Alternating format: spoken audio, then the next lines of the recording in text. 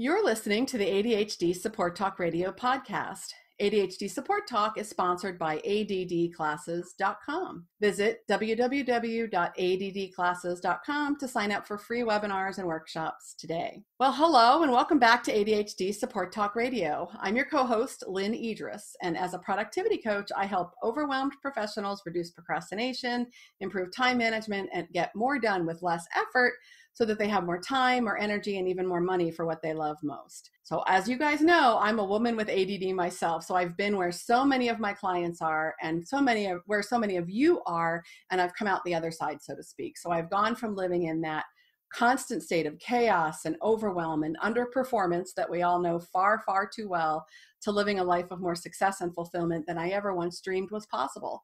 And I truly believe each and every one of you can share the same success yourselves. So you can learn more about me and what I do at www.coachingadvantages.com. And if you'd like to join my next live online productivity workshop, you can simply text the keyword productivity to the number 33777 to find out about the next free event. Well, today I'm excited to have back with me one of my favorite guests, Alan Brown, the ADD crusher himself, and is here to join us and to talk with us in a moment about idea capture and storage. And it's a topic that's near and dear to many of my clients' hearts. So welcome back, Alan. It's great to be back. It's great to have you here. Yeah. Tell our listeners a little bit about you, what you'd like them to know, where they can find more information, all that good stuff. Sure. Well, like Lynn, I am an adult ADDer, classic, not diagnosed until I was 36. I'm now 84. So yeah, not just kidding. But I struggled. I really struggled, not only before I realized I had ADHD, obviously struggled academically, struggled professionally. I had about 5 years or so when I had serious issues with drugs. Took me 10 years to get a 4-year degree, et cetera. Finally got an entry-level job in the advertising business in New York City at the age of 30, $17,000 a year. But thank God that I got that job. And then for 6 years, I busted my butt and worked on Saturdays and worked into the evenings and just made almost no progress.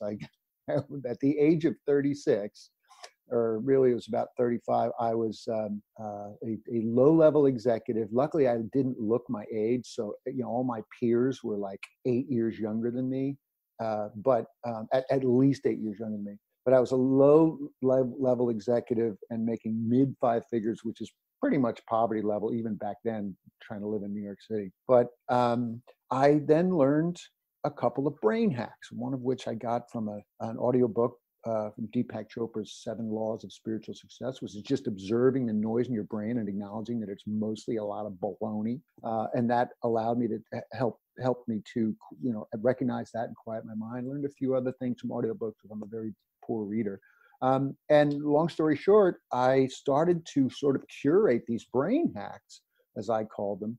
And within the space of 2 years, I went from that mid-five figures, low-level executive to being Employee of the Year, 6 figures, and Employee of the Year at the largest ad agency in the country at the time. And I was a Vice President, Management Director. And also in my last year at that ad agency, the year I was named Employee of the Year, I had already co-founded a startup in my spare time, and it was later sold for 8 figures. So talk about, mess to success. And it's all because I started working my brain a different way. I understood how my brain worked and didn't work. I also along the way got that diagnosis, which was massive, and properly treated for that. So that's me in a nutshell. I run ADD Crusher, which is instructional virtual coach videos at addcrusher.com. And I also have an online library of productivity videos at crushertv.com. So that's what I'm up to these days.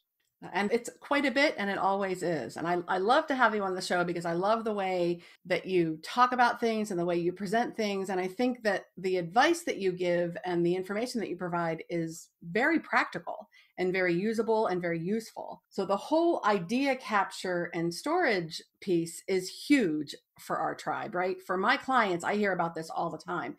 The flurry of ideas and that sort of that creativity, that out of the box thinking that we have with ADHD, I think is really one of our superpowers that we can tap into when we learn to harness it properly. But like, what do you do with all that stuff, right? If you have these great ideas and you have no way to capture them, no way to store them, you really have no way to take action on them. And they can not only become a source of disappointment to yourself, they can become a source of frustration, but that it can also be a challenge with your focus. So tell us a little bit, about what you want us to know about idea capture and storage. And Yeah, and first, like you, Lynn, as you said at the top, you struggle with the same stuff. You absolutely. were in it, you came out the other end, and I struggle with this stuff myself, and that's why I feel like folks like you and I can talk about this in a more meaningful, practical and actionable way. So, think about this. So you're in the middle of writing an urgent, important, and maybe a complicated email, right?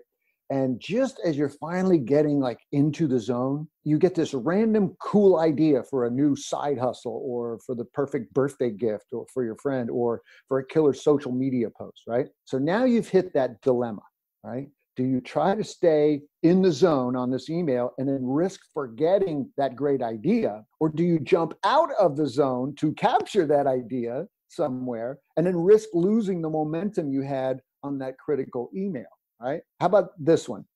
You're constantly jotting down ideas on stickies and in your planner and on your to-do list and in some productivity app. And you have no idea where any particular one of them is, right? Worse, in the back of your mind, you know that because of this, the odds of acting on any of those ideas are really slim to none because you just don't have proper storage, and also you don't have proper ability to retrieve them, right? So hence, the importance of solid idea capture and storage, right?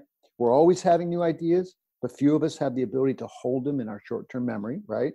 And we also need to be able to stay focused on the thing that we're doing now, right? Instead of jumping off and go, let me go pursue that idea. So we need smart ways to capture and store those ideas because they could be helpful to us in the future. And who knows, one or more of those ideas that we have could turn into gold. I think we've all been there. So all of the above, right? Yeah, and it's for folks like our ADHD tribe. We often lament, and you were talking about this also at the top. Yeah, you articulated that very nicely, which is there are so many potentially lost opportunities for us, and we feel bad and guilty and shameful about how many great ideas are just out there in the ether because we lost them or we forgot them or etc. So I want to share how to manage this particular kind of mental clutter, as I call it, that often results in physical clutter, by the way. And it's also a source of stress and frustration, not to mention, as I mentioned, it's lost opportunities, right? So first, a quick note on idea capture versus idea storage, right? Idea capture is the act of taking something out of your brain and putting it into a physical medium so you don't need to think about it, right? For now. You don't have to remember it for now. Idea storage is about finding the ideal medium to which to move that physical reminder and do so given the nature of that piece of information. I'll talk about this some more in just a second. And the breakdown most of us have, and therefore the primary key to success, is getting our idea storage in order. Ideas are relatively easy to capture, right? They're tougher to store in a way that keeps them safe, organized, and available for us to build on. So that's going to be the main focus for us here. And I think that the first thing that I like to talk about in this realm is the types of idea storage, right? Because there are different types of idea storage. And there are three types, as I see it, of storage media, right? Short term, meaning you're going to either act on it or you're going to transfer it to another medium as quickly as possible, right? Near term, meaning that you're going to act on this information in the relative near future. And then there's longer term storage. So let me give you a few examples of each of these. So examples of short-term storage are sticky notes, right?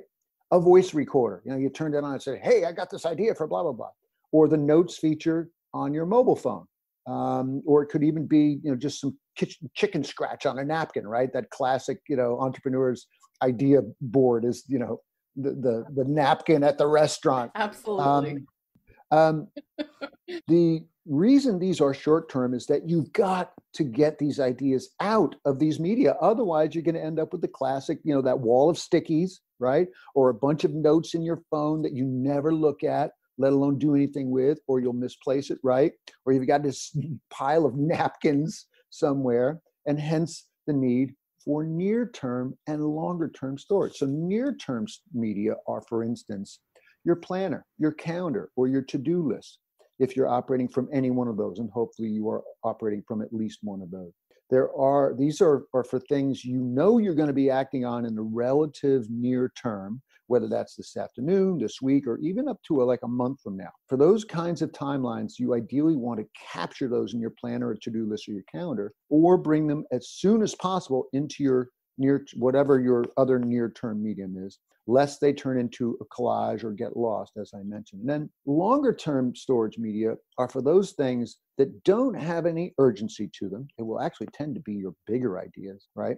And they don't need to be acted on this week or today or perhaps even this month. But as such, as I mentioned, these will tend to be those bigger ideas for a big project or for a side hustle, for a marketing campaign. Big, but not something you're going to be able to or need to attend to in the near term, let alone immediately, right? So what you want to use for these is something like Evernote, right? Everybody's heard of Evernote by now, which allows you to store images, text, PDFs, entire web pages that you found, and then categorize them into notebooks. So for instance, I have an Evernote notebook for new courses and webinars that I want to create at some point. So whenever I have an idea for a new course, or I see something online that sparks an idea for one of my planned courses, I capture it however I'm able to at that moment, right? That's short-term media storage, whether that's a sticky or somewhere, Right. or in a near term, like in my planner, that's where I capture most stuff. But if you're like me, I'm not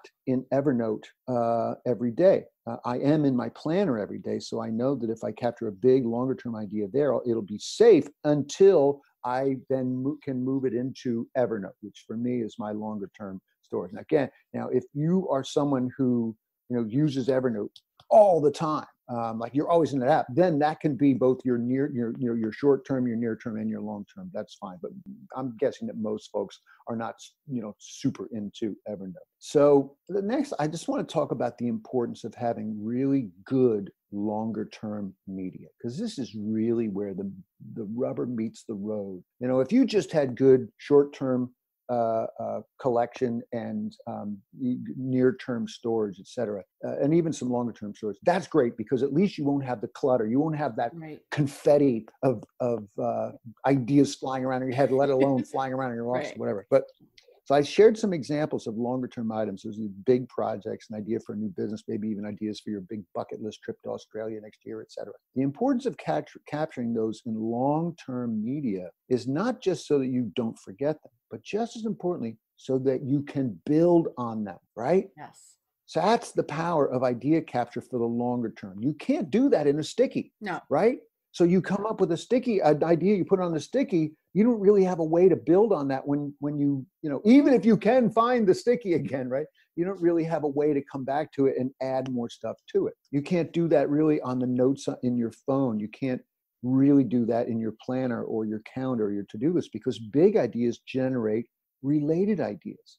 Oh, and you know what else? It should be maybe like this, or I should do so-and-so in this big idea, et cetera. So you've got to have a medium where you can go in and when the time is right, just add to that. And that's, again, why I like Evernote. Sometimes I also use a Word document for one particular project. I'll just create a Word document just for that one project. Every time an idea comes to me for that thing, right into that, or not right into that, but when the time is right. And I'm going to talk about how to make sure that we are moving things into the right media, because it's easier said than done. So is this all tracking so far, Lynn? Absolutely tracking. And there's a lot that goes underneath of this stuff, right? If you have a project that's floating around and you don't have good systems for capturing, good systems for storage at all the levels, right? Like immediate, short-term, and long-term, if you don't have a way to let go of it and know that you're going to come back around to it too, that's another source of of distraction and a focus killer, right? So you're worried about the lost opportunity. You know, it's brilliant. It keeps coming back. It keeps kind of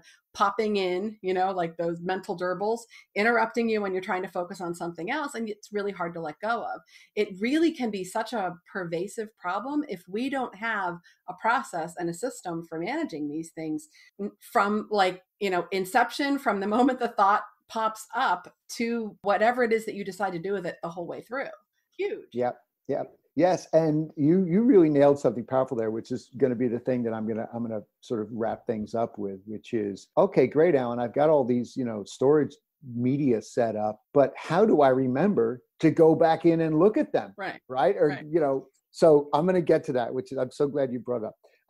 But just a few other media concepts, just a handful of other ways that I store ideas. So another great short-term medium is screenshots. Yes. Right? So often I'll see something on one of our websites that needs improving, or some feature on another website that's cool, or a slide from somebody's webinar. Like if I'm watching Lynne Edris present something, I guarantee I have some screenshots of stuff that you've done. I do the same thing. Yep. And, you know, the great thing about screenshots is that, you know, and you can do it on a PC or a Mac, and it just saves. It should save on a Mac. It saves right to your desktop. At some point, I will go through all my screenshots and I will retitle them appropriately, so that I can then drag them into the appropriate folder where they'll line up in alphabetical order. And if we had a visual here, which we're audio, if we had a visual, you would see I could go into one of my folders and you would see all these screenshots that are listed in alphabetical order based on what the nature of it is, like a Facebook idea, website idea, general marketing idea. Awesome. And again, we're going to come back to how to remember to do this once in a while, right? Another short-term medium, I save Facebook posts in my Facebook profile. So I see a Facebook post or a video that's, you know, it's a great marketing idea or a productivity idea. I will save that into my Facebook profile. New York Times articles, or just an article from, you know, the BBC, or anything any news medium that has good productivity stuff and lifestyle stuff, etc. I will save those and come back to them. I use my iPhone notes feature using Siri to say, "Hey Siri, take a note." There she goes. Sorry, that was a false. Right. That was a false alarm. So no, Siri just said, "What would you like me to say or like it to say?" So anyway, thank you. You can go home now. Bye. All right. Thank you, Siri. So anyway, yeah, it's as simple as that, right?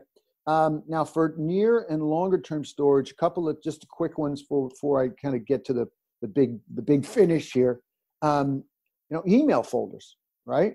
I'll get an email with some interesting marketing thing that someone does, and I'll put it into a folder called marketing in my Outlook email. And a little hack that helps with idea retrieval: when I get an email that sparks an idea for, say, a Crusher TV episode or part of an episode, I will forward it to myself after changing the subject line to a key word for that topic, whether it's habits or procrastination or prioritization, right? So now I've received that email with the subject line changed to what I want it to be, and then I'll put it into a folder called content. And then whenever I want to write something about procrastination or prioritization or habits, I just sort that email inbox, that email folder by alphabetically, and then all of my prioritization stuff is clumped all together. So it's a great little hack. And by the way, you could do something like that based on whatever topics you're interested in, whether it's, you know, productivity or, you know, gardening or whatever your hobby is, stuff for your kids. So anyway, you can use that same thing. You don't have to be somebody who writes TV episodes to do that. And by the way, doing that, using these folders and dragging all that stuff into those folders does two things. First, it keeps my inbox free of 10,000 flagged emails, right? Right. That are just generically flagged. Right. And of course, being able to quickly file away when I see something interesting, I don't go, "Oh, I got to do this right now," and then pull myself away from the important thing that I'm doing now, right? Okay. So I want to sum this up with the key to making all this storage work. And Lynn alluded to it very wisely, of course. Now, ultimately, we would all have just one place to store our ideas, right? I don't know if that is even possible. And my own system is kind of all over the place, but I know what each medium does, and I know how to move things between them, and I'm pretty efficient with them. It's what works for me. And I don't feel like I ever lose any good ideas because they are someplace that I can likely find quickly when it's time to harvest. So, if you're like me, and that's the trick, right? Being able to find them. Yeah, right? That's absolutely, and that's again, the importance of having a longer term medium or media plural, because you're in short term media, you're not going to be able to find them. Even if you're putting them in your planner, your calendar, it's not the easiest way to find them.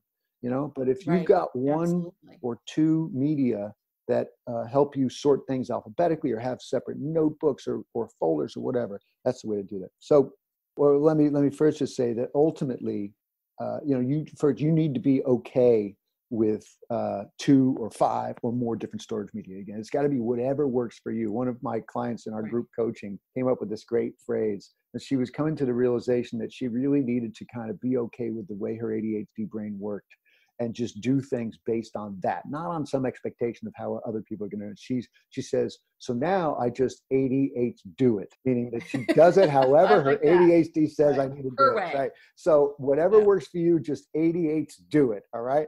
And thank you to my client. You know who you are if you're listening. All right. Ideas are only good if they are acted upon, right? Or at least thought about occasionally and kept, fresh, right? So how do you ensure that you'll revisit these ideas regularly, right? For instance, so you could create a weekly theme, as I have. Every Thursday, one of my 3 biggies, and I'm just going to make sure everybody's familiar with the concept of 3 biggies. Every day, ideally, you should be sitting down in the morning at some point and just saying, what's today going to be about? And if I could only do 3 things or move 3 things forward today, what would they be? That is an absolutely critical, foundational part of being a successful ADDer. It's just having that little thing. But anyway, every Thursday, one of my 3 biggies is to spend some time working on marketing, which includes a review of my saved Facebook posts, my iPhone notes, and recent screenshots that have to do with marketing.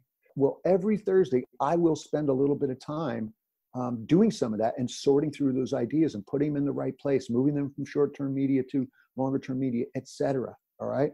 And I do that because every single Thursday is my marketing day. You could also have a day where you could just call it your cleanup day. And it doesn't mean that that's the only thing you do on that day. It's just one of the things you want to make sure you do. Maybe it's on a Friday or a Sunday evening where you just, have a recurring calendar entry that pops up every Friday morning that says cleanup day, right? So that's your reminder to go into your, short-term, all your short-term media and say, okay, I'm going to move all this stuff over into my calendar if it's something I'm going to be working on pretty soon, or into my longer-term medium, right? Yeah, and you could also do a recurring theme across your week, like every other day or every day at, say, 3 p.m. when you kind of hit that wall, have something pop up on your calendar every day that just says idea retrieval or idea review or something like that, right?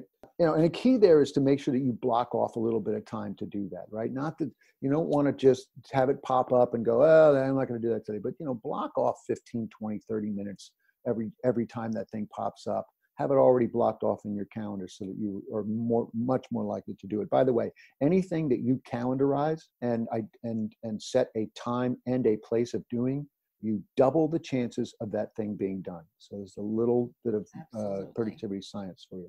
All right, and when you do take the time to review your ideas, focus on moving them to that ideal place, to take action on 1 or 2, to build on them.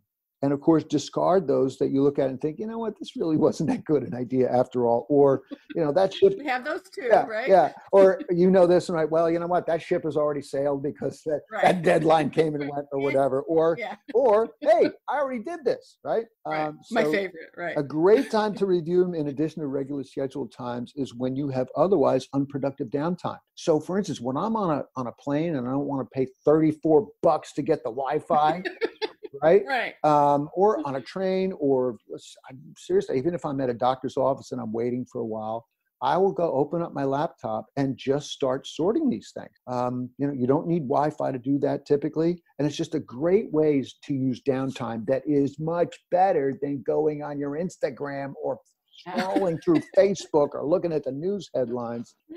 So that's it. I know we covered a lot of ground there in a pretty short, compact amount of time. But any thoughts, any questions, Lynn? I think it's something that most of us don't think about from a higher level. And that's what we have to do. We have to have a flow for these things and a flow that makes sense to us, right? It doesn't matter if it makes sense to me. It doesn't matter if it makes sense to you, Alan. It's got to make sense to the person who's doing it. And it's got to work in a way that is logical to them. So I always tell my clients, whenever you're trying to figure out where something belongs, how you're going to store it, how you're going to save it, think about what you're going to be looking for and thinking about when you're looking for it. So I do a lot of the things that you're talking about, but one of the things that I often do is I will save a file with a crazy long name, right? So that anything I could possibly be looking for is in the file name. I will put in the subject, like, so much information that it's almost impossible for me not to find it. Right? Yep. ADHD podcast, topic, idea, Alan Brown, information storage capture. I'm going to find that email or whatever it is that I give myself enough information that I can find what I'm looking for.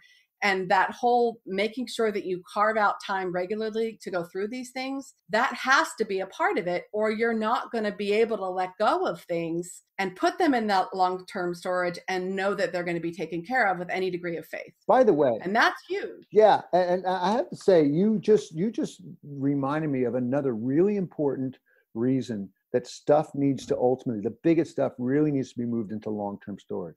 Because long-term storage will tend to be searchable, right? You can search things in your electronic calendar, but you can't search things in your planner. You can't search things on on a napkin. Pile of sticky notes, right? Yeah, and your great hack is, when you're titling the thing or putting a subject on it, put as much info, as many quote unquote keywords in there as possible, so that you may not remember exactly what was in it or exactly what to search. So that's a great hack there too. I'm going to steal that one from you. Go for it. And another one of my favorites is, and I just discovered this past year. I'm not sure if it's a new newer iOS feature, but you can add pictures you can type into your pictures now, but I'm a big screenshotter. I'll take pictures of things with my phone. I'll take a screenshot with my phone, but you can move it into a note with a little text so that you can find it in your notes as well. Wow. So if I'm on a trip and I take a picture of the parking sign or whatever, if I just save that in my photos and I want to come back to it 2 weeks later or even longer, it's going to be hard to find. But if I save it in my notes and the date and parking or something of that nature, it's going to be a lot easier for me to find. Yep. So I organize things on my phone that way too. Taking pictures of things is a great help, but if you have to search, all of your photos and hope you remember what month you took it, it's a whole other project that, it really isn't necessary. When was it I had that idea? And you spent 45 minutes later, you're like, oh my God, it was 2016. I found the picture. Somewhere between 6 months and 5 years ago, right? Anywhere between 6 months and 5 years ago. Exactly. Well, you gave us some great ideas, Alan. Anything else you want to share with our listeners? No, other than, again, I'll just reiterate the ADH do it, do what is right for you. Find the system. We have this big thing. This really hurt me in my career and where I just thought I was supposed to be able to do what everybody else was doing. I would see my colleagues again, they were 8 years younger than me and they were just blasting through stuff. Hi, Dad, I love you. Okay, no, that's done. Blah, blah, blah, blah, blah. Boom, and out the door at 5 p.m. and I'm there until 9 o'clock at night. But just, be okay, accept the way you work. I know I work slowly. Lord knows I read slowly. I can only read like 3 pages a night, literally. So I just finished reading a book, but I only got halfway through it and it took me a month and a half. And I'm okay with that. That's just the way I am. I'm not going to keep fighting against it. I'm not going to keep bemoaning that. And so it's the same with idea capture and storage. Find something that actually works for you. I guarantee there are answers in what Lynn and I just discussed. If you go in there and cherry pick the ones that make sense to you and feel organic to you and relevant to you, then boom, and then put them into action. And if you start putting them into action and then you fall off the wagon for a little while, don't be afraid to say, you know what, I'm going to go back and keep trying. Being okay with who you are is a big piece of all of it, right? I mean, that's to everything, not just idea capture and storage. Agreed. Everything. Yep. Starting to really accept who you are. Mm-hmm. Well, thanks so much, Alan. Tell our listeners again where they can find out more about you and what you do and the programs and services you offer. Sure. Well, you can find me in a couple of places. First is addcrusher.com, and a lot of you are probably aware of that. If you haven't gone to that site and gotten my free ebook, it's called 5 Things You're Doing Every Day That Make Your ADHD Worse. And trust me, you're doing all of them. We all are. I may have to check that out. Then go to addcrusher.com and grab that free ebook. Whether you have or you haven't gotten that already, also go over to crushertv.com. This is my membership site where we've got over 100 videos, mini masterclasses on things from procrastination, prioritization, time management, overwhelm. Lynne has been an honored guest expert on one of our episodes. But also there at that site is a free video series called The Productivity Accelerator. And so go over there, just share your email and get that, and you will not regret it, because I talk about some very, very key fundamentals about how to plan your day like a badass, excuse my French, although that was English, Right. and how to run your day like a badass, and then a couple of really powerful procrastination hacks. So find me at addcrusher.com or Crusher TV and go get those free goodies, will you? Awesome. Thanks so much, Alan. And thank you all for listening. As always, I appreciate your attention and we'll catch you next time. Thanks, everybody. Thank you. Bye.